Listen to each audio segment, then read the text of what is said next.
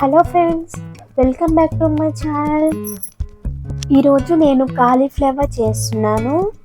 So తయారీ విధానం చూసేయండి.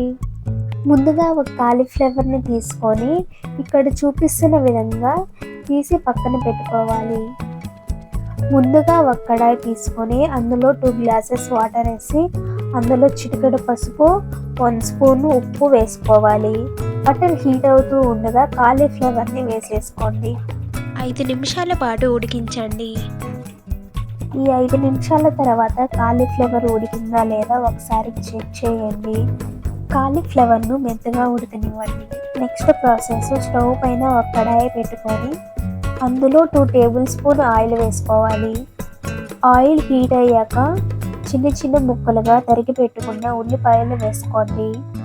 ఉల్లిపాయలు దోరగా వేగాక తిరిగిమాత వేసేసుకోవాలి.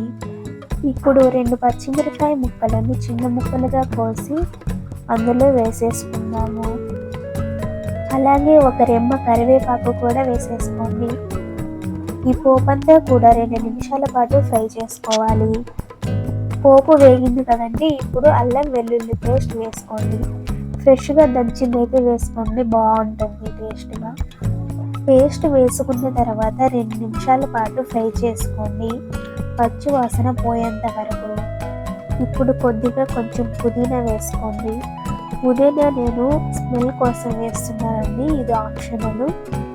3 టమోటాలను తీసుకొని చిన్న చిన్న ముక్కలుగా కట్ చేసుకొని ఇందులో వేసేసుకోండి. ఈ టమోటాలు మగ్గేంత వరకు ఫ్రై చేసుకోండి. చూసారు కదా, ఇలా ఫ్రై అయ్యాక 1 స్పూన్ ఉప్పు వేసుకోండి, చిటికెడు పసుపు వేసుకోండి, తర్వాత 1 స్పూన్ కారం వేసుకోండి. పౌడర్స్ అంతా వేసాం కదండి, ఇప్పుడు 5 నిమిషాల పాటు ఫ్రై చేసుకోవాలి.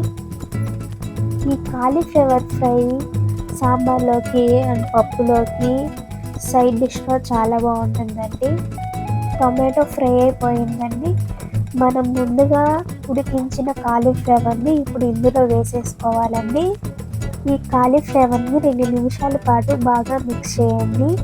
మసాలాలన్నీ కూడా కాలీఫ్లవర్కి పట్టించాలి. ఇప్పుడు 1 స్పూన్ మిరియాల పొడి వేసుకోండి అండ్ స్పైసీకి తగినట్టుగా వేసేసుకోండి. కాలీఫ్లవర్ను 2 నిమిషాల పాటు లో ఫ్లేమ్లో పెట్టి ఫ్రై చేసుకోవాలండి. తర్వాత కడాయి పైన మూత పెట్టేసి 5 నిమిషాల వరకు అలాగే ఉంచేయండి. ఇప్పుడు కడాయి పైన మూత తీసి చూసేయండి. సో ఆల్మోస్ట్ ఫ్రై అయిపోయిందండి. ఇప్పుడు గరం మసాలా 1 స్పూన్ వేసేసుకోండి. తరువాత 1 స్పూన్ ధనియా పౌడర్ వేసేసుకోండి. నేనైతే వేయట్లేదండి, మీరు వేసుకోండి. ఇలా వేసుకున్న తర్వాత 2 నిమిషాల పాటు ఫ్రై చేసుకోండి. ఈ ఫ్రై అంతా కూడా లో ఫ్లేమ్లో పెట్టి ఫ్రై చేసుకోవాలండి. ఈ విధంగా ఫ్రై చేసుకున్న తర్వాత కడాయి పైన మూత పెట్టి 2 మినిట్స్ అయితే అలాగే ఉంచేయండి. ఇప్పుడు కడాయి పైన మూత తీసి చూసేయండి. చూసారు కదండి ఫ్రెండ్స్, క్యాబేజీ ఫ్రై రెడీ అయిపోయిందండి. ఇప్పుడు కొంచెం కొత్తిమీర అందులో వేయండి. కొత్తిమీర వేసుకున్న తర్వాత 1 మినిట్ ఫ్రై చేయండి. ఇప్పుడు చూసేయండి, రెడీ అయిపోయింది కాలీఫ్లవర్. చూసారా కదా ఫ్రెండ్స్, కాలీఫ్లవర్ రెడీ అయిపోయి ఇంత ఈజీగా. మీరు ఒకసారి ట్రై చేయండి. మీకు కూడా నచ్చినట్లయితే please like, subscribe to my channel అండి.